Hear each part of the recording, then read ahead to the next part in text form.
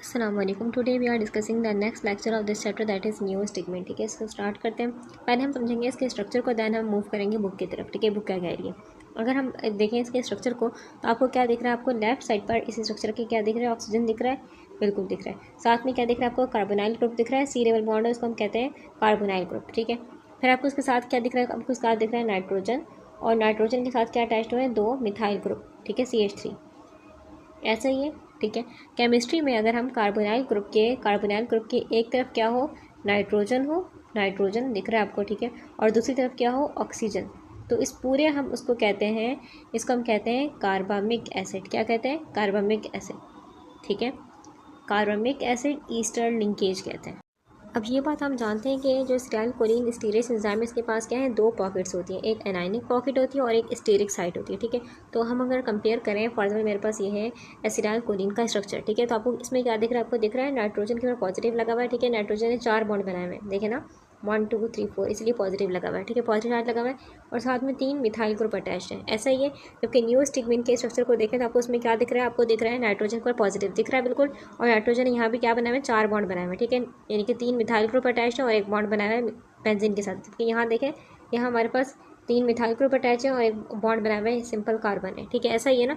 ठीक है, यानी कि हमें बोल सकती हूँ कि जो एंजाइम की एनाइनिक साइट है, जो यानी कि जो एंजाइम की नेगेटिव साइट है, एनाइनिक मतलब नेगेटिव। ठीक है, एंजाइम के फॉर एग्जाम्पल 2 साइड्स हैं, जो एंजाइम की एनाइनिक साइट है यानी कि नेगेटिव वाली जगह है, वहाँ पर हमारे पास ये दोनों जो है नाइट्रोजन पॉजिटिव बिल्कुल सेम बैठ रहे हैं। ठीक है, तो जो एंजाइम है उस पर एसिटाइल कोलिन तो बैठता ही बैठता है, क्योंकि एंजाइम बना ही एसिटाइल कोलिन के लिए। ठीक है, तो हमने उसी को नकल करके नियोस्टिग्मेंट जब बनाया, तो नियोस्टिग्मेंट का ये वाला स्ट्रक्चर भी एसिटाइल कोलिन से मैच कर रहा है। ठीक है, तो ये परफेक्टली कहाँ बैठ जाएगा, जहाँ पर एसिटाइल कोलिन बैठता था, इस एंजाइम की एनायनिक साइट पर बैठ जाएगा।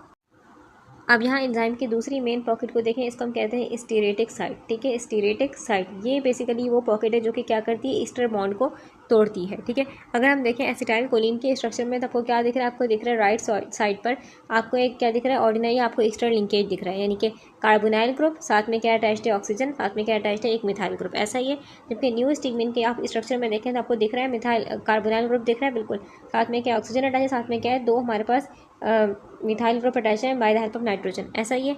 ठीक है, यानी कि यहाँ पर भी हमारे पास कार्बोनाइल ग्रुप को देखेगा, ये जो स्टीरिक साइड है, और क्या करेगा हमारे पास बेसिकली यहाँ पर दोनों आके, यानी कि एसिटाइल कोलिन तो वैसे ही आके बैठता है। ठीक है, और ये भी बाय द जब इस एंजाइम ने देखा कि कार्बोनाइल ग्रुप है, तो क्या कर लेगा, ये हिस्सा यहाँ पर आके फिट बैठ जाएगा।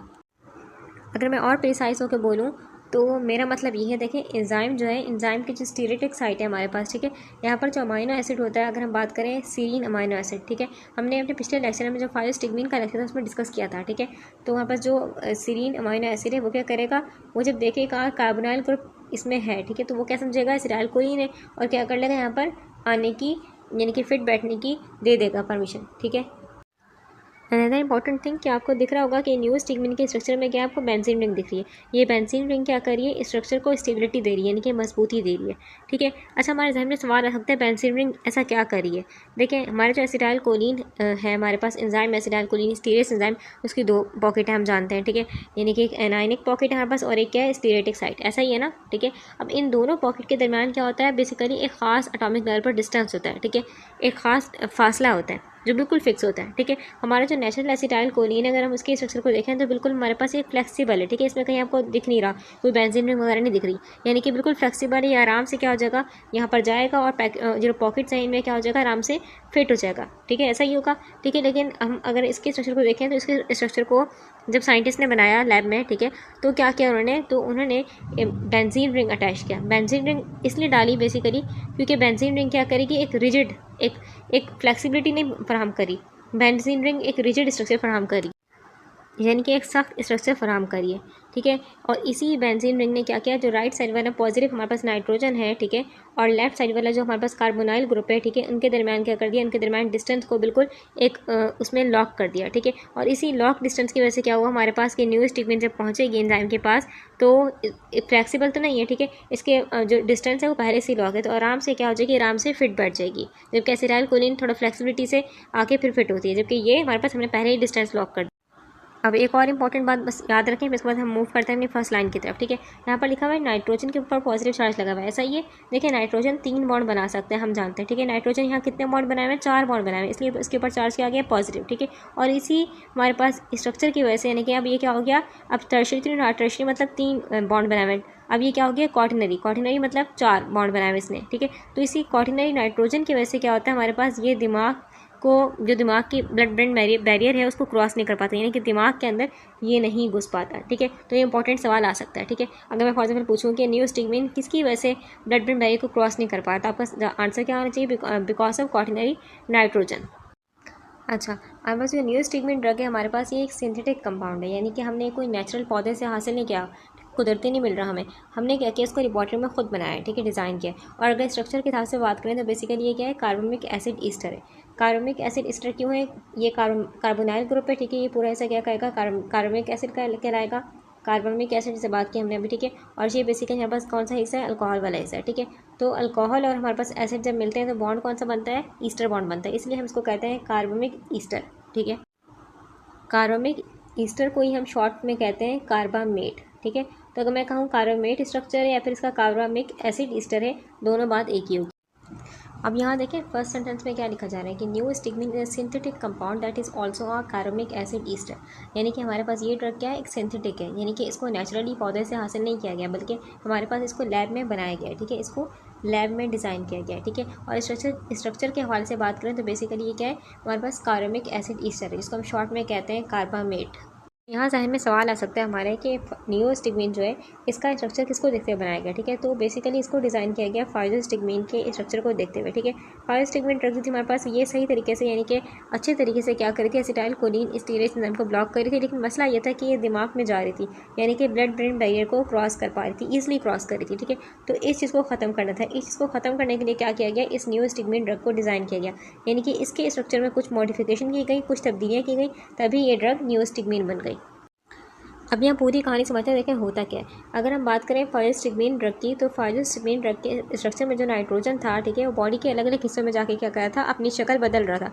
इस चीज़ को हम केमिस्ट्री में कहते हैं आयोनाइजेशन। ठीक है, या फिर हम कह सकते हैं pH डिपेंडेंट चार्ज। इसी बात को और खोलते हैं, देखें जो फाइजोस्टिग्मिन ड्रग था हमारे पास, ठीक है, इसके स्ट्रक्चर में जो नाइट्रोजन था, वो नाइट्रोजन था टर्शरी नाइट्रोजन, यानी कि उसने, हम जानते हैं हमने पिछले लेक्चर में पढ़ा था, वो क्या था, 3 उसने बॉन्ड बनाए हुए थे। ठीक है, इसलिए हम कह रहे थे टर्शरी नाइट्रोजन था। ठीक है, उसके पास यानी कि 2 इलेक्ट्रॉन जो थे फ्री थे, क्योंकि नाइट्रोजन का जो एटॉमिक नंबर है वो 7 है। ठीक है, पहले तो शेल में आ गए 2 इलेक्ट्रॉन, ठीक है, ऐसा ही हुआ, 2 आ गए। ठीक है, और बाकी सेकंड में कितना है, 5 आए। ठीक है, 3 ने तो बॉन्ड बना लिए, 2 क्या हो गए, ऊपर हमारे पास लोन पेयर, यानी कि 2 फ्री है इसके इलेक्ट्रॉन, ऐसा ही है ना। ठीक है, ये लोन पेयर हमारे पास जो फ्री है, ये क्या करते हैं, एक मैग्नेट की तरह का काम करते हैं। अब फर्ज करें फाइजोस्टिग्मिन ड्रग जो हमारे पास है, कहाँ गई, हमारे स्टमक में गई। ठीक है, फॉर एग्जाम्पल ये स्टमक है। ठीक है, स्टमक का माहौल कैसा होगा, एसिडिक माहौल। ठीक है, जब वहाँ पर जाएगी ये ड्रग, तो वहाँ पर इसको क्या मिल रहा है, बहुत सारे H पॉजिटिव आइंस मिल रहे हैं। H पॉजिटिव आइंस को क्या कर लेगी, अपने ऊपर होल्ड कर लेगी। ठीक है, यानी कि इसके ऊपर चार्ज रहेगा पॉजिटिव। ठीक है, लेकिन अगर हमारे पास यही ड्रग फाइजोस्टिग्मिन ड्रग कहाँ चलेगी, अब हमारे पास चलेगी खून में, तो खून की pH कैसी होती है, ब्लड की pH होती है न्यूट्रल, यानी कि 7.4 होती है तकरीबन। ठीक है, तो यानी कि यहाँ पर ब्लड में क्या होता है, ब्लड में H पॉजिटिव आइन जो होते हैं बहुत ही कम होते हैं। ठीक है, तो अब हमारे पास क्या होगा, ये अपना जो पॉजिटिव चार्ज था उसको छोड़ देगी, यानी कि जो H पॉजिटिव इसने होल्ड किया हुआ था उसको क्या कर देगी, छोड़ देगी। दोबारा क्या हो जाएगी, ये हमारे पास फाइजोस्टिग्मिन हो जाएगी अनचार्ज। क्या हो जाएगी, अनचार्ज। अब फार्माकोलॉजी का हम रूल जानते हैं कि हमारा जो ब्रेन है, ठीक है, उसके बाहर जो बैरियर है उसको हम कहते हैं ब्लड ब्रेन बैरियर। ठीक है, वो प्योर फैट से बना होता है, प्योर लिपिड से बना होता है। ठीक है, अब फैट के अंदर से वही मॉलिक्यूल पास हो सकता है, गुजर सकता है, जो कि न्यूट्रल हो। ठीक है, जिस पर कोई चार्ज ना हो। तो फाइजोस्टिग्मिन अब कैसी हो चुकी है, खून में आके कैसी हो जाती है, न्यूट्रल हो जाती है। ठीक है, तो फाइजोस्टिग्मिन जो है न्यूट्रल होने की वजह से क्या होती है, हमारे पास ईजिली क्या कर लेती है, दिमाग में घुस जाती है, जैसे दिमाग को बहुत डेंजरस साइड इफेक्ट्स होते हैं। अब ये बात सिर्फ इस ड्रग के लिए नहीं है, बल्कि हर वो ड्रग हमारे पास या हर वो केमिकल जिसके पास क्या है, टर्शरी नाइट्रोजन है। ठीक है, टर्शरी नाइट्रोजन यानी कि उसके नाइट्रोजन है 3 बॉन्ड बनाए हुए हैं, उसके 2 इलेक्ट्रॉन जो है फ्री हैं। ठीक है, वो जिस्म के अलग अलग pH पर जाकर क्या होती है, आयोनाइज हो जाती है। आयोनाइज यानी कि चार्ज रहेंगी और किसी pH में जाके क्या हो जाएंगी, न्यूट्रल हो जाएंगी। ठीक है, यानी कि खुद को चेंज करती रहती है। इस कैटेगरी में सिर्फ फाइजोस्टिग्मिन अकेली नहीं है, बल्कि हमारे पास जो हमारी फार्माकोलॉजी की 80% दवाइयाँ हैं ना, जैसे कि हम बात करें एट्रोपिन की, बात करें मॉर्फिन की, बात करें निकोटीन की, ठीक है, वो इस तरीके से ही बिहेव करती हैं। ठीक है, यानी कि एसिडिक माहौल में जाएंगे तो क्या होता है, इन सब का जो लोन पेयर होता है, हमारे पास नाइट्रोजन पर जो लोन पेयर लगा होता है, वो क्या करेगा, हाइड्रोजन को अपनी तरफ खींचता है। ठीक है, और इन पर चार्ज होता है पॉजिटिव चार्ज। ठीक है, इस तरीके से हमारे पास ये दवाई सब जाती है न्यूट्रल माहौल में, नहीं कह सके गई खून में, है, ठीक है, तो जो हाइड्रोजन इन्होंने पकड़ के रखा होता है उसको छोड़ देती है, ठीक है, और न्यूट्रल यानी कि अनचार्ज हो जाती है, ठीक है, जिसकी वजह से ब्लड ब्रेन बैरियर को ईजिली क्रॉस कर लेती हैं। जब हम कहते हैं कि फार्माकोलॉजी के 85% ड्रग्स क्या हैं, वीक बेसिस है, यानी कि 85% ड्रग क्या है, वीक बेसिस, तो इसका मतलब ये नहीं होता कि हमारे पास जो सारी 85% ड्रग्स हैं उनमें क्या होगा, टर्शरी नाइट्रोजन होगा। असल साइंटिफिक खेल जो होता है हमारे पास होता है वह नाइट्रोजन की प्रोटॉन एफिनिटी का। फॉर एग्जाम्पल ये नाइट्रोजन है, ठीक है, और ये हाइड्रोजन आयन यानी कि ये प्रोटॉन है, ठीक है, तो हाइड्रोजन आयन को अट्रैक्ट करना है अपनी तरफ और बाइंड करने की केमिकल कैपेबिलिटी को हम कहते हैं PKA वैल्यू से क्या करते हैं, मेजर करते हैं। अब जो 85% ड्रग्स होती हैं हमारे पास, उनका जो PKA वैल्यू होता है यानी कि प्रोटॉन जो एफिनिटी होती है वो होती है आइडियल रेंज में।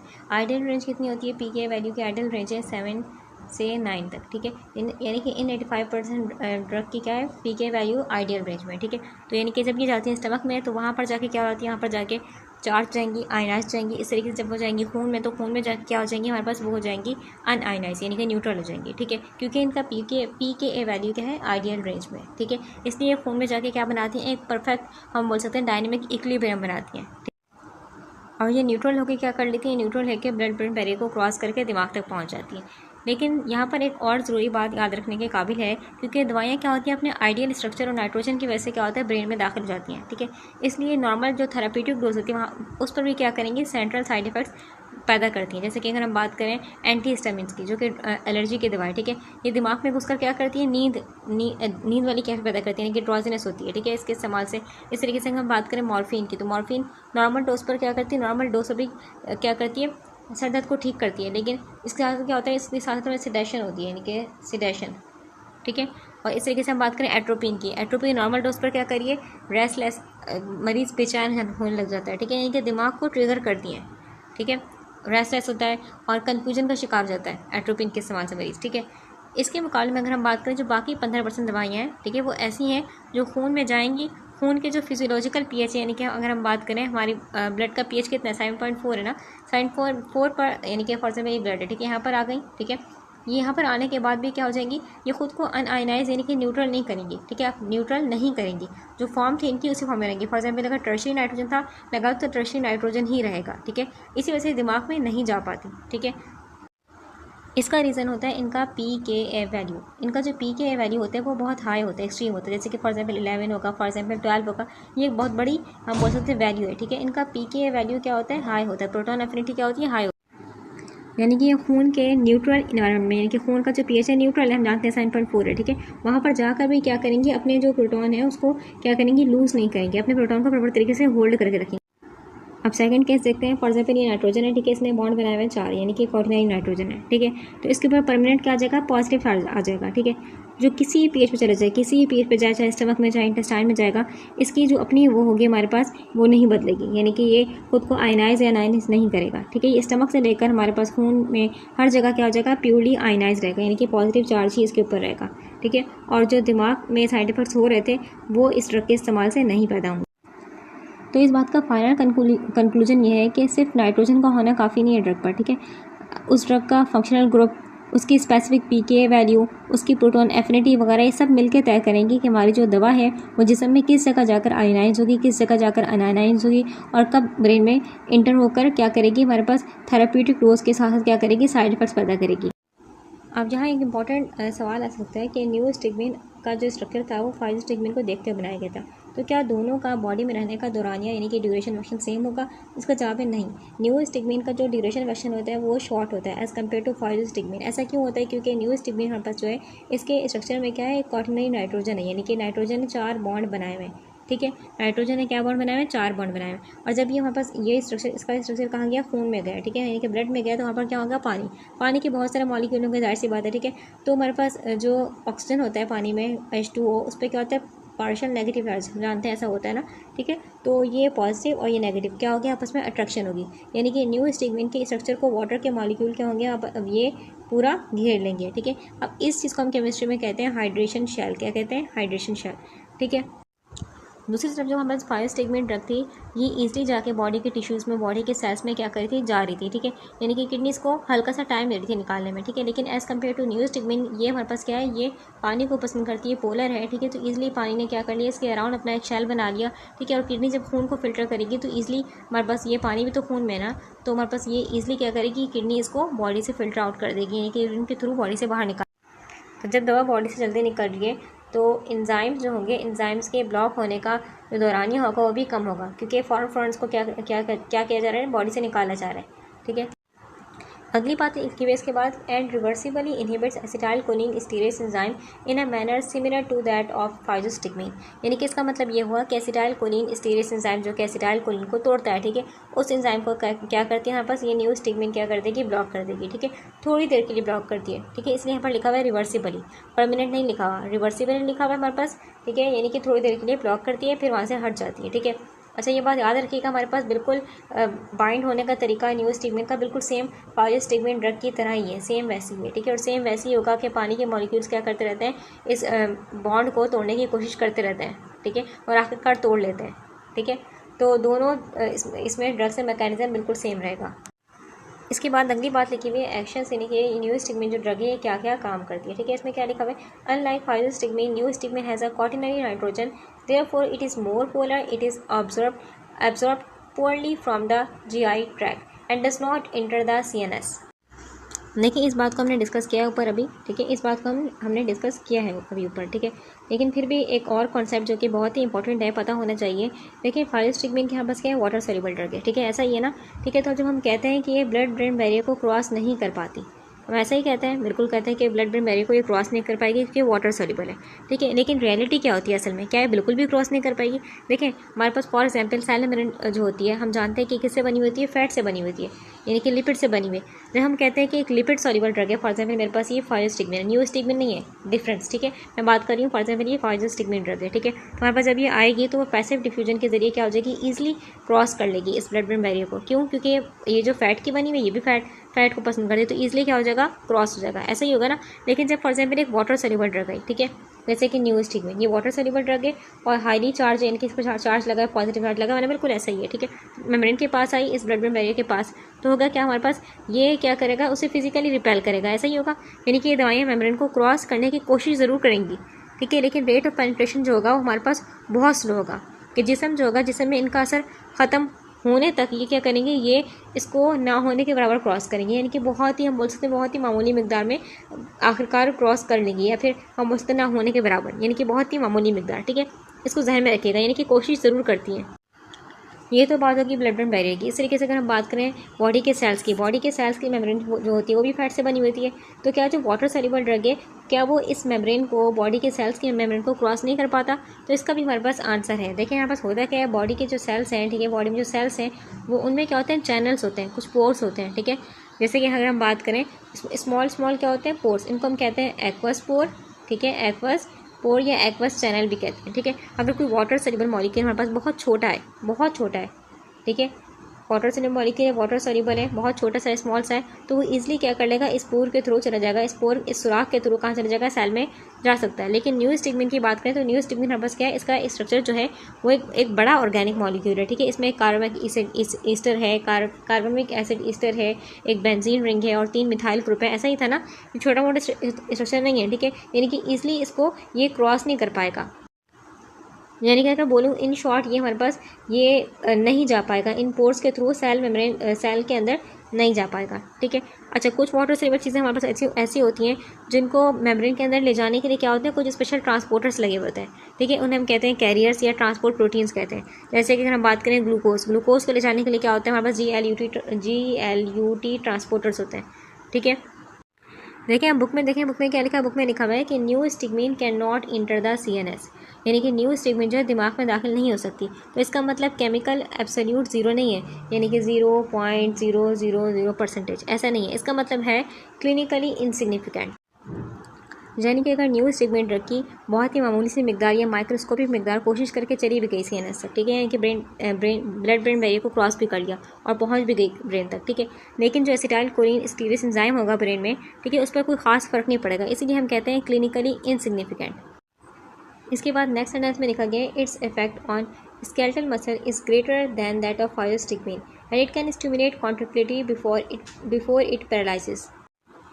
यानी कि अगर हम दोनों ड्रग को कंपैरिजन करें न्यूस्टिग्मेन का फायोस्टिग्मेन का, तो जो न्यूस्टिग्मेन ड्रग होती है इसका स्केलेटल मसल पर जो असर होगा वो ज़्यादा होगा एज़ कम्पेयर टू फायोस्टिग्मेन। ऐसा क्यों होगा? क्योंकि जो न्यूस्टिग्मेन हमारे पास है ये क्या करिए स्केलेटल मसल पर डबल एक्शन करती है। एक तरफ तो ये क्या करेगी हमारे पास ये एसिटाइल कोलिन स्टीरेज एंजाइम को ब्लॉक करेगी, एसिटाइल कोलिन स्टीरेज एंजाइम को ब्लॉक कर दिया। सेकंड तरफ ये क्या करेगी, दूसरी तरफ ये काम करेगी कि जो स्केलेटल मसल के रिसेप्टर्स हैं यानी कि निकोटीनिक रिसेप्टर वहाँ पर जाके खुद लगेगी। अब यहाँ एक इंपॉर्टेंट सवाल आता है कि अगर न्यूस्टिग्मेन ड्रग हमारे पास ये खुद जाकर रिसेप्टर पर लग रही है, ठीक है, तो ये सिर्फ निकोटीनिक पे क्यों लग रही है, मस्करानिक पे क्यों नहीं लग रही? तो इसका एक इंपॉर्टेंट रीज़न है कि हमारे पास देखें एसिटाइल कोलिन हमारे पास जो होता है वो दोनों पर जाके लगता है, मस्करानिक भी निकोटीनिक भी। एसिटाइल कोलिन का जो स्ट्रक्चर होता है वो फ्लेक्सिबल होता है।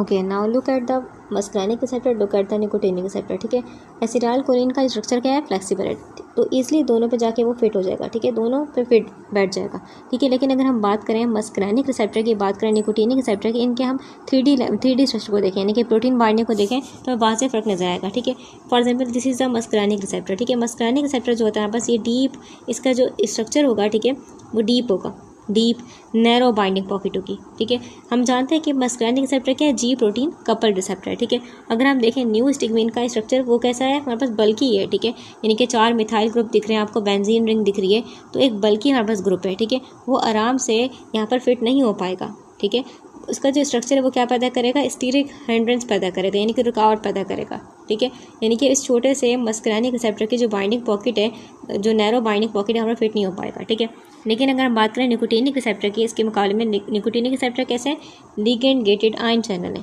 ठीक है, इनकी जो बाइंडिंग साइट है वो नैरो नहीं है। ठीक है, बल्कि क्या है हमारे पास जो प्रोटीन की आउटर सरफेस है, जो इसकी रिसेप्टर की आउटर सरफेस होगी हमारे पास, वो कैसी होती है, एक खुले हुए क्लेफ्ट की तरह होगी, यानी कि क्रीसेंट लाइक पॉकेट है, ऐसा कुछ पॉकेट है, क्रीसेंट लाइक पॉकेट होता है। ठीक है, यानी कि हमारे पास ये ऊपर से क्या है, वाइड है, चौड़ा है बिल्कुल। ठीक है, तो इसलिए न्यूस्टिग्मेन का जो बड़ा सा बल्कि वाला स्ट्रक्चर है, ठीक है, मिथाइल ग्रुप बेंजीन वगैरह, ठीक है, वो स्टीरिक हिंड्रेंस पैदा नहीं करेंगे, परफेक्टली हमारे पास अकोमोडेट हो जाएगा यहाँ पर आके। तो इन शॉर्ट इस पूरी बात का कंक्लूजन ये निकलता है कि रिसेप्टर्स की पॉकेट्स का साइज़ को देखते हुए जो फ़र्क हमने देखा, ठीक है, इसकी वजह से न्यूस्टिग्मेन हमारे पास जो है मस्करानिक पे बिल्कुल भी काम नहीं करती। ठीक है, यानी कि निकोटीनिक पे आकर लग जाती है। ठीक है, और इसीलिए हमारे पास जो होता है इसका असर कहाँ होता है, स्केलेटल मसल पर हमें मिलता है। ठीक है, और यही वजह है हम कहते हैं कि न्यूस्टिग्मेन जो है इसका असर स्केलेटल मसल पर ज़्यादा होता है एज़ कम्पेयर टू फायोस्टिग्मेन के। अब इसके बाद नेक्स्ट लाइन लिखी हुई है, नेक्स्ट लाइन में लिखा हुआ है कि neostigmine has an intermediate duration of action usually 30 minutes to 2 hours, यानी कि हमारे पास ये एड्रोफोनियम ड्रग की तरह तो नहीं है कि 10 से 15 मिनट चल रही है। ठीक है, तो वो तो एड्रोफोनियम जो ड्रग थी वो तो शॉर्ट एक्टिंग थी। ठीक है, ये 2 घंटे तक चल सकती है, यानी कि हमारे पास ये क्या होती है, इंटरमीडिएट एक्टिंग, ना ही ये शॉर्ट एक्टिंग है ना ही ये लॉन्ग एक्टिंग है, ये बीच वाली है। ठीक है, इंटरमीडिएट एक्टिंग। ठीक है, अब इसके बाद नेक्स्ट हमारे पास हेडिंग लिखी हुई है थेराप्यूटिक यूजेस। इसका कहाँ का इस्तेमाल होता है, it is use to stimulate the bladder and GI tract as well as an antidote for tubocurarine and other competitive neuromuscular blocking agents. अब यहाँ एक इंपॉर्टेंट बात याद रखिएगा कि हमारे पास जो अगर क्या करना हो, अगर सिर्फ ब्लैडर को कॉन्ट्रैक्ट करवाना हो, और जब ये ब्लैडर, ठीक है, इसको क्या करवाना है, कॉन्ट्रैक्ट करवाना है ताकि यूरिन जो है बॉडी से पास आउट हो सके। ठीक है, तो हमारे पास जो ऑप्शन होता है वो ज़रूरी नहीं है हम न्यूस्टिग्मेन को यूज़ करें, फायोस्टिग्मेन को यूज़ करें, हमारे पास एक सेफ ऑप्शन है, इसको हम बोलते हैं बीथानिकोल। ठीक है, बीथानिकोल जो हमारे पास ये M3 रिसेप्टर स्पेसिफिक है, यानी कि डायरेक्ट एक्टिंग मस्करानिक एगोनिस्ट है, जो ज़्यादातर क्या करती है, जो ब्लैडर के M3 रिसेप्टर्स हैं, ठीक है, यानी कि जो GI ट्रैक पर M3 रिसेप्टर्स हैं, उनको क्या करती है, स्टिमुलेट करती है। ठीक है, और इसके सिस्टमिक साइड पर भी बहुत ही कम होते हैं as compare to physostigmine, as compare to neostigmine. देखिए, न्यूस्टिग्मेन हमारे पास जो ड्रग है ये सेफ ऑप्शन, या हम बोल सकते हैं फर्स्ट चॉइस तब होती है, एक स्पेसिफिक कंडीशन होती है। ठीक है, वो होती है हमारे पास पोस्ट ऑपरेटिव सर्जरी। ठीक है, यानी कि सर्जरी के बाद हमारे पास इसको यूज़ करते हैं। ठीक है, क्यों, ताकि हमारे पास बेसिकली ये उस वक्त क्या करती है, ये किल 2 बर्ड्स विथ 1 स्टोन, यानी कि 2 चीज़ें एक साथ करती है। एक हमारे पास क्या करती है, देखें हमारे पास जो सर्जरी होती है उसमें 2 मसले एक साथ चल रहे होते हैं। एक तो हमारे पास क्या करते हैं कि स्केलेटल मसल्स को क्या कर लेते हैं, स्केलेटल मसल को रिलैक्स कर लेते हैं, ऐसा ही होता है ना। ठीक है, और स्केलेटल मसल रिलैक्स हो गए, ठीक है, जिसकी वजह से क्या हो गया, मसल्स पैरालाइज हो गए। ठीक ठीक है। एंड सेकेंड नंबर चीज़ क्या होती है कि यूरिनरी टेंशन हो गई। ऐसा ही होता है यूरिन नहीं हो पा रहा, ठीक है, बॉडी पास आउट नहीं कर पा रही। ऐसा ही होता है हमारे पास, यानी कि जो ब्लैडर होता है वो कॉन्ट्रैक्शन नहीं कर पा रहा, ठीक है। तो ये दो कंडीशन साथ हो, इन दो कंडीशन को क्या करेगा ये ड्रग साथ में ट्रीट करेगा। किस तरीके से करेगा? फॉर एग्जाम्पल न्यूरोस्टिग्मिन बॉडी में इंजेक्ट कर दिया गया, ठीक है, तो ये क्या करेगा हमारे पास वहाँ पर जाके वो जो इंजाइम्स होगा इंजाइम्स को ब्लॉक कर देगा, ठीक है। जब इंजाइम ब्लॉक होगा हमारे पास, जब इंजाइम्स ब्लॉक हो गए तो एसिटाइलकोलिन की अमाउंट क्या हो जाएगी? बढ़ जाएगी, ठीक है। और ये बढ़ी हुई अमाउंट क्या हो जाएगी? हमारे पास रिसेप्टर्स को पोटेंशिएट तरीके से क्या करेगी? एक्टिवेट कर देगी, स्टिमुलेट कर देगी। लेकिन इससे क्या होगा? सिस्टमिक साइड इफेक्ट पैदा होंगे, ठीक है। जैसे कि हम बस ने बात की कि एसिटाइलकोलिन की अमाउंट हाई हो चुकी है, ठीक है, तो एसिटाइलकोलिन की हाई अमाउंट क्या करेगी? मस्करानिक और निकोटिनिक को बार बार क्या करेगी? स्टिमुलेट करेगी, ठीक है। यानी कि सिस्टमिक साइड इफेक्ट का खतरा इससे ज़्यादा होता है। तो इस कंडीशन से निपटने के लिए क्या करते हैं? एट्रोपिन का यूज़ करते हैं साथ में, क्योंकि एट्रोपिन हमारे पास क्या है? एक प्योर एंटी मस्करानिक हमारे पास रिसेप्टर एंटागोनिस्ट है, यानी कि यहाँ पर जाके बॉडी में जाएगी, बॉडी में मस्करानिक रिसेप्टर को क्या कर देगी? ब्लॉक कर देगी। जब मस्करानिक रिसेप्टर ब्लॉक है, अब खुद सोचें मस्करानिक रिसेप्टर कहाँ का है? मस्करानिक हमारी जो बॉडी के ऑर्गन्स हैं, हार्ट हो गया हमारे पास, इन पर क्या है? मस्करानिक रिसेप्टर है ना। निकोटिनिक तो हमारे पास स्केलेटल मसल के ऊपर है, ठीक है, ऐसा ही है ना। तो जब एट्रोपिन के जरिए हमने क्या कर दिया? मस्करानिक रिसेप्टर को ब्लॉक कर दिया, तो हमने एक बॉडी का मेजर जो हिस्सा था उसको सेव कर लिया, ठीक है, यानी कि हम साइड इफेक्ट्स नहीं होंगे। तो हमारे पास ये जो ड्रग होगी न्यूरोस्टिग्मिन, ये सिर्फ किस पे काम करेगी? हमारे पास निकोटिनिक रिसेप्टर पे काम करेगी, यानी कि मसल्स को रिलैक्स करेगी। यहाँ पर एक और इंपॉर्टेंट बात लिखी हुई कि एंटीडोट फॉर ट्यूबोकेरिन। ट्यूबोकेरिन जो ड्रग होती है हमारे पास, ये बेसिकली मसल्स को रिलैक्स करने के लिए दी जाती है, ठीक है, यानी कि ये मसल्स को पैरालाइज कर देती है। किस तरीके से करती है? कि फॉर एग्जाम्पल मेरे पास ये निकोटिनिक रिसेप्टर वहाँ पर जाके खुद लग जाएगी, यानी कि एसिटाइलकोलिन को नहीं आने देगी, ठीक है। तो यहाँ पास बेसिकली ये क्या होती है? एक तरीके से हम बोल सकते हैं ये कॉम्पिटिटिव ब्लॉकर होती है, यानी कि एसिटाइलकोलिन के साथ क्या करती है? रिसेप्टर बैठने के लिए मुकाबला करती है, कम्पीट करती है, और खुद वहाँ पर जाकर क्या बैठ जाएगी? खुद वहाँ पर जाकर बैठ जाएगी, एसिटाइलकोलिन को नहीं बैठने देगी। लेकिन न्यूरोस्टिग्मिन जो ड्रग है हमारे पास, ये क्या करेगी? ये इस तरीके से देखें, ये फॉर एग्जाम्पल इंजाइम को ब्लॉक कर दिया, ठीक है। जब इंजाइम को ब्लॉक कर दिया तो एसिटाइलकोलिन की अमाउंट क्या हो गई? हाई हो गई। जब एसिटाइलकोलिन की अमाउंट हाई हो गई तो वो क्या करेगी? आराम से इसको डिस्प्लेस करके खुद आके लग जाएगी, क्योंकि इसकी अमाउंट हाई है। अब ये क्या हो जाएगी? जीत जाएगी। इसके बाद अगली बात लिखी हुई कि neostigmine is also use symptomatically to treat myasthenia gravis. Neostigmine other acetylcholine esterase inhibitor preserve endogenous acetylcholine which can stimulate a greater number of acetylcholine receptor at the muscle end plate. यानी कि हम जानते हैं कि माइसीनिया gravis में क्या होता है? माइसीनिया ग्रेविस बीमारी है, इसमें क्या होता है? ऑटो इम्यून बीमारी होती है। इसमें क्या होता है? हमारी बॉडी की जो अपनी एंटीबॉडीज़ होती हैं वो मसल्स के निकोटिनिक रिसेप्टर पर हमला कर रही होती हैं, ठीक है, जिससे एक्सट्रीम मसल वीक हो जाती हैं। ऐसा ही होता है, ठीक है। लेकिन हमारे पास क्या होता है? ये जो रिसेप्टर्स क्योंकि अब कम है, क्योंकि मसल्स पे रिसेप्टर पे हमला किया जा रहा है, मसल का रिसेप्टर कम बच गया। फॉर एग्जाम्पल ये रिसेप्टर काम कर रहा है, ये रिसेप्टर काम नहीं कर रहा, ठीक है। ये रिसेप्टर क्या है? एक्टिवेट है। ये रिसेप्टर हल्का हल्का ख़राब हो चुका है, ठीक है। तो हमें क्या चाहिए? क्योंकि हमें बचे कुछ जो रिसेप्टर है उनको एक्टिवेट करने के लिए क्या चाहिए? बहुत ज़्यादा एसिटाइलकोलिन चाहिए होगा, ताकि बार बार क्या करता है? बार बार पोटेंशिएट तरीके से क्या करता है? रिसेप्टर को स्टिमुलेट करता है। तो न्यूरोस्टिग्मिन क्या करें? न्यूरोस्टिग्मिन ड्रग हमारे पास एंजाइम्स को ब्लॉक करिए। जब एसिटाइलकोलिन स्टीरेस एंजाइम ब्लॉक हो रहा है, यानी कि जो बॉडी का अपना एंडोजीनस मतलब बॉडी का अपना, ठीक है, बॉडी को जो अपना जो एंजाइम है वो ब्लॉक हो रहा है, ठीक है, तो एसिटाइलकोलिन हमारे पास जो है वो प्रिजर्व है, यानी कि सेफ है। वो अगर थोड़ा सा भी होगा, ठीक है, तो थोड़े से भी रिसेप्टर्स उनको बार बार क्या करें? बार बार स्टिमुलेट करेगा। इसके बाद अगली हेडिंग में लिखा गया है एडवर्स इफेक्ट, यानी कि इस ड्रग के क्या क्या बुरे असरात हो रहे हैं, ठीक है। Adverse effect of neostigmine include those of generalised cholinergic stimulation जैसे salivation, flushing, decrease blood pressure, nausea, abdominal pain, diarrhoea and bronchospasm. यानी कि न्यूरोस्टिग्मिन जो ड्रग है हमारे पास, ये कोई स्पेसिफिक ड्रग नहीं है, कोई टारगेट लॉक ड्रग नहीं है। ये खून में दाखिल होगी, दाखिल होने के बाद बॉडी में जहाँ जहाँ भी इसको दिखेगा एसिटाइलकोलिन स्टीरेस एंजाइम उसको क्या कर देगी? ब्लॉक कर देगी, जिसकी वजह से क्या हो जाएगा? हमारे पास एसिटाइलकोलिन हमारे पास जो होगा यानी कि वो बॉडी में हाई हो जाएगा। यानी कि हम बोल सकते हैं कि बॉडी को जो पैरासिम्पैथेटिक सिस्टम है, ठीक है, वो क्या हो जाएगा? हमारे पास वो ओवर एक्टिव हो जाएगा। ऐसा ही होगा ना। इसी बात को हम कहते हैं जर्नलाइज कोलिनर्जिक स्टिमुलेशन, यानी कि पूरी बॉडी का जो कोलिनर्जिक सिस्टम है वो क्या हो गया? ओवर एक्टिव हो गया, ठीक है। अच्छा, अब पूरी बॉडी में एसिटाइलकोलिन बढ़ गया, ठीक है, तो बॉडी के जो अलग अलग ऑर्गन्स हैं, जहाँ पर मस्कुलानिक रिसेप्टर है, जहाँ पर हमारे पास निकोटिनिक रिसेप्टर है, हर जगह क्या हो रहा है? हमला हो रहा है, ठीक है, यानी कि साइड इफेक्ट्स पैदा होंगे। पहले जो बड़ा साइड इफेक्ट लिखा हुआ है सलाइवेशन, ठीक है, सलाइवेशन लिखा है, बिल्कुल लिखा हुआ है, ठीक है। ये कैसे होगा? देखें, हमारे पास हमारे जो थूक बनाने वाले ग्लैंड्स हैं, जिनकी अगर हम बात करें सलाइवरी ग्लैंड्स, ठीक है, उनके ऊपर जो रिसेप्टर्स होते हैं वो होते हैं M3 रिसेप्टर। जब न्यूरोस्टिग्मिन ड्रग हमारे पास क्या कर रहा है? एसिटाइलकोलिन स्टीरेस एंजाइम को ब्लॉक कर रहा है, तो हमारे पास एसिटाइलकोलिन की क्वांटिटी बढ़ गई। ये ग्लैंड्स क्या होंगे? हमारे पास पोटेंशिएट तरीके से स्टिमुलेट होंगे। तो जाहिर सी बात है, जब ये ग्लैंड स्टिमुलेशन ज़्यादा मिल रही है इनको, तो ये क्या करेंगे? ये जो सलाइवा थे ज़्यादा प्रोड्यूस करेंगे, ठीक है, इसलिए लिखा हुआ है सलाइवेशन हमारे पास, ठीक है, इसमें होता है, ठीक है। Second important cheese flushing and decrease blood pressure, ये दोनों आपस में कनेक्टेड हैं। देखिए होता क्या है, बस हमारी जो खून की नालियाँ होती हैं, ठीक है, हमारी खून की नालियाँ, उनकी एंडोथेलियल लाइनिंग जो होती है, यहाँ पर क्या होता है? M3 रिसेप्टर्स, जब यहाँ हमारे पास आके लगेगा एसिटाइल कोलिन, ठीक है, तो होगा क्या, नाइट्रिक ऑक्साइड गैस रिलीज होगी। ये नाइट्रिक ऑक्साइड गैस क्या करेगी, इन नालियों को क्या कर देगी, इन खून की नालियों को डायलेट कर देगी। इसी को हम बोलते हैं वैजो डायलेशन। अब ये नालियाँ क्या हो गई, फैल गई, ठीक है। अब हम जानते हैं हमारा जो सुपरफिशियली यानी कि जो चेहरे की तरफ खून की नालियाँ होती हैं वो थोड़ा करीब होती हैं स्किन के, ठीक है। तो यहाँ प्रोमिनेंट आपको दिखाई देगा फ्लशिंग, यानी कि चेहरा बिल्कुल लाल हो जाएगा, ठीक है, क्योंकि हमारे पास आपको सोचते हैं चेहरे, हम बात करें पूरी बॉडी में क्या हो रही है, खून की नालियाँ फैल गई हैं, ठीक है। जब चेहरे में जो सुपरफिशियल हमारे पास ब्लड वेजल्स हैं वो क्या हो गई, फैल गई, तो अब एरिया आधा मिल गया, यानी कि ज़्यादा खून हमारे पास फ्लो कर रहा है खून की नाली में, इसलिए चेहरा लाल दिखता है, ठीक है। अच्छा, अब नालियाँ फैल गई तो इसका मतलब क्या है, इसका मतलब ये है कि हमारे पास जो ब्लड प्रेशर था वो जाहिर सी बात है वो क्या हो गया, डाउन हो गया, ठीक है। इसको हम बोलते हैं हाइपोटेंशन। इसी तरह अगली बात लिखी हुई है नोसिया, एब्डोमिनल पेन, डायरिया वगैरह, ठीक है। अगर हम इनकी बात करें तो बेसिकली हमारे एब्डोमिनल रीजन पे और जीआई ट्रैक के स्मूथ मसल्स जो होते हैं उन पर कौन से रिसेप्टर होते हैं, M3 रिसेप्टर्स होते हैं, M3, ठीक है, जो कि क्या करते हैं हमारे पास इंटेस्टाइनल मोटिलिटी को बढ़ाते हैं, कंट्रोल करते हैं, ठीक है, और हमारे पास ब्लैडर की कॉन्ट्रैक्शन करवाते हैं, सब काम करते हैं। जब एसिटाइलकोलिन का तूफान आ गया, एसिटाइलकोलिन की अमाउंट बहुत बढ़ गई, तो हमारे पास क्या होगा, इंटेस्टाइन की जो मोटिलिटी थी यानी कि जो मूवमेंट हो रही थी जिसको बोलते हैं पेरिस्टाल्सिस, वो क्या हो जाएगी, बहुत ज़्यादा बढ़ जाएगी, यानी कि वो तेज़ से मूवमेंट हो रही होगी, ठीक है। तो यानी कि जब तेज़ी से मूवमेंट हो रही है, ठीक है, तो क्या होगा, दर्द होगा, क्रैम्प्स होंगे, ठीक है, मरोड़ होगी अजीब सी, ठीक है। और यहाँ पर जो खाना होगा बहुत तेज़ी से क्या होगा, आगे की तरफ बढ़ रहा होगा। इसका रिजल्ट ये होगा कि डायरिया हो जाएगा। क्यों? क्योंकि जो पानी है, पानी को रीएब्जॉर्ब होने का खून में मौका ही नहीं मिल रहा, बहुत तेज़ी से क्या हो रही है, मूवमेंट हो रही है। इसी तरह से अगर हम बात करें लंग्स की, तो जो सांस वाली नालियाँ इनको हम बोलते हैं ब्रोंक्यूल्स बोलते हैं, क्या बोलते हैं, ब्रोंक्यूल्स, ठीक है।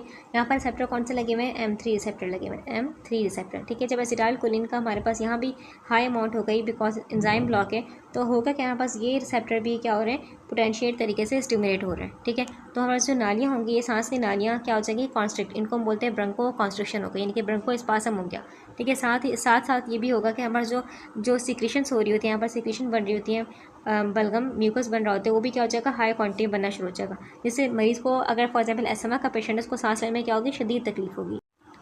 अब यहाँ एक इंपॉर्टेंट कॉन्सेप्ट आता है कि देखें, जिसे हमने देखा कि न्यूज़ ट्रीटमेंट क्या करी, सिस्टमिक साइड इफेक्ट पैदा करी है, ठीक है। तो इन साइड इफेक्ट को रोकने का कोई रास्ता है, हाँ बिल्कुल है। क्या करेंगे, एट्रोपिन को मिला के देंगे। एट्रोपिन क्या करेगी, एट्रोपिन हमारे पास हमारी बॉडी में जाके मस्कुलानिक रिसेप्टर को क्या कर देगी, ब्लॉक कर देगी। जब मस्कुलानिक रिसेप्टर ही ब्लॉक हो गए तो ये साइड इफेक्ट्स नहीं होंगे, क्योंकि इन सब जगह पर क्या है, हमारे पास मस्कुलानिक रिसेप्टर्स हैं, ठीक है। निकोटिनिक सिर्फ कहाँ है, हमारे पास स्केलेटल मसल पर है, ठीक है। और हम बाकी निकोटिनिक के बारे में डिटेल में पढ़ चुके हैं अपने पिछले चैप्टर में। अगली बात लिखी हुई है कि neostigmine does not cause CNS side effects and is not use to overcome toxicity of central acting antimuscarinic agent such as atropine. यानी कि न्यू स्टिगमिन हमारे पास, हम जानते हैं कि ब्रेन तक नहीं पहुंच सकती, ऐसा ही है ना, ठीक है। और अगर फॉर एग्जांपल किसी को क्या हो गई, एट्रोपिन, हम जानते हैं कि एट्रोपिन क्या है, एक सेंट्रल एक्टिंग ड्रग है, यानी कि ब्रेन तक ईजिली पहुंच जाती है, ऐसा ही होता है क्योंकि लिपिड सॉल्युबल होती है। तो अगर फॉर एग्जाम्पल एट्रोपिन की हाई डोज यानी कि एट्रोपिन की टॉक्सिसिटी हो गई, ठीक है, और उस मरीज़ को क्या दे रहे हैं, न्यू स्टिगमिन ड्रग दे रहे हैं, तो खुद बताएं सही होगा, नहीं होगा, बिल्कुल भी सही नहीं होगा, क्योंकि न्यू स्टिगमिन जो है ये हमारे पास बाकी बॉडी में तो काम कर लेगी लेकिन ब्रेन तक नहीं पहुंच पाएगी, ठीक है। और जो ब्रेन में साइड इफेक्ट्स हो रहे थे एट्रोपिन की ओवरडोज की वजह से, वो कंट्रोल नहीं हो पाएंगे, इसलिए न्यू स्टिगमिन को एट्रोपिन की टॉक्सिसिटी में यूज़ नहीं करते कभी, ठीक है। क्या यूज़ करेंगे, फाइजर स्टिगमिन यूज़ करेंगे, ठीक है। It is important point. अगली बात यहाँ पर लिखी हुई है कि न्यू स्टिगमिन इज कॉन्ट्राइंडिकेटेड, यानी कि न्यू स्टिगमिन ड्रग मना है किन हालतों में, व्हेन इंटेस्टिनल और urinary bladder obstruction is present. यानी कि फॉर एग्जाम्पल मेरे पास ये ब्लैडर है, ठीक है, और जो मेरे पास ब्लैडर कॉन्ट्रैक्ट करता है, यूरिन आगे की तरफ पुश होता है, ऐसा ही होता है ना, ठीक है। अगर फर्ज करें इस रास्ते में ही कोई रुकावट है, ठीक है, फॉर एग्जाम्पल स्टोन है या फॉर एग्जाम्पल कोई और मसला है, ठीक है, तो हमारे पास अगर रास्ते में ही रुकावट है, इस ड्रग का इस्तेमाल करेंगे तो ये क्या करेगा, ये ड्रग तो हमारे पास मस्कुलानिक रिसेप्टर को क्या कर रहा है, ओवर स्टिमुलेट करेगा, जिससे ये जो ब्लैडर होगा कॉन्ट्रैक्ट करेगा, यूरिन आगे की तरफ निकलने की कोशिश करेगा, लेकिन जब रास्ता ही ब्लॉक होगा तो आखिरकार क्या हो सकता है, ये ब्लैडर रप्चर हो सकता है, ये ब्लैडर क्या हो सकता है, फट सकता है। बिल्कुल सेम इस तरह अगर इंटेस्टाइनल ऑब्स्ट्रक्शन है, फॉर एग्जाम्पल मेरे पास ये इंटेस्टाइन है, ठीक है, अब इंटेस्टाइन के अंदर कोई सॉलिड ब्लॉकेज है, ठीक है, अगर हम बात करें ट्यूमर है या फिर कोई और मैकेनिकल ऑब्स्ट्रक्शन है, ठीक है, तो न्यू स्टिगमिन क्या कर रहा है, हमारे पास ये जो पेरिस्टाल्सिस है उसको क्या कर रहा है, इंक्रीज़ कर रहा है, यानी कि जो इंटेस्टाइन मूवमेंट होती है नेचुरली उसको क्या करेगा, तेज़ करेगा। जब मूवमेंट बहुत तेज़ से हो रही है लेकिन रास्ता क्या है, यहाँ से बंद है, तो क्या होगा, हमारे पास बहुत ज़ोर से दर्द होगा, यानी कि सीवियर पेन होगा, ठीक है। और हमारे पास ये जो इंटेस्टाइन है इनके डैमेज होने का, इनके रप्चर होने का भी खतरा होता है। तो रूल ऑफ थंब यही है कि न्यू स्टिगमिन ड्रग तब इस्तेमाल करेंगे जब रास्ता आगे से क्लियर हो, यानी कि कोई ऑब्स्ट्रक्शन ना हो। अब इसके बाद जो लास्ट हमारे पास लाइन है उसमें क्या लिखा गया है, it should not be use for patients who have peritonitis और इन्फ्लेमेटरी बाउल डिसीज। इसका मतलब ये हुआ कि अब यहाँ पर मसला, ये जो हमारे पास दो चीज़ों के नाम लिखे हुए हैं, ठीक है, इन्हें मसला उसका नहीं है, रस्से का नहीं है, रस्से में रुकावट नहीं, बल्कि हमारा मसला किसका है हमारे पास कि जो वॉल्स हैं वो क्या हो चुकी हैं, कमज़ोर हो चुकी हैं। ठीक है, अगर हम बात करें पेरिटोनियल टिश्यूज़, इसमें क्या होता है हमारे पास बेसिकली, अगर हम बात करें ये सिर्फ इमरजेंसी होती है। ठीक है, जहाँ पर जो एब्डोमिनल रीजन है, ठीक है, जो पेट का हिस्सा है हमारे पास, जो पेट का अंदरूनी हिस्सा है बेसिकली, इसमें क्या होती है संगीन किस्म का इन्फेक्शन होता है, यानी कि सूजन होती है। जबकि अगर हम बात करें इन्फ्लेमेटरी बाउल डिसीज़ की, इसमें क्या होता है हमारे पास जो इंटेस्टाइन्स होती हैं उनकी जो इंटरनल लाइनिंग होती है, ठीक है, उसमें क्या होता है ज़ख़म बने होते हैं, यानी कि अल्सर होते हैं, और टिश्यूज़ बिल्कुल नरम हो चुके होते हैं, यानी कि सूजे हुए होंगे, ऊपर से नरम होंगे और कमज़ोर हो चुके होंगे। ठीक है, तो इन दो कंडीशन हम बिल्कुल भी न्यूरोस्टिग्मिन को यूज़ नहीं करेंगे, क्योंकि न्यूरोस्टिग्मिन ने आकर क्या करना है, उन्हें ज़ोर से कॉन्ट्रैक्ट करवा देना है। ठीक है, यानी कि इन पर प्रेशर डालना है। जब प्रेशर डालेंगे तो ऑलरेडी हमारे पास ये क्या है, ये कमज़ोर हैं, ठीक है, सूजे हुए हैं, कमज़ोर हैं, ठीक है, तो वो इस प्रेशर को बर्दाश्त नहीं कर पाएंगे, यानी कि रप्चर होने का, वही बात के फटने का, रप्चर होने का ख़तरा होता है। ठीक है।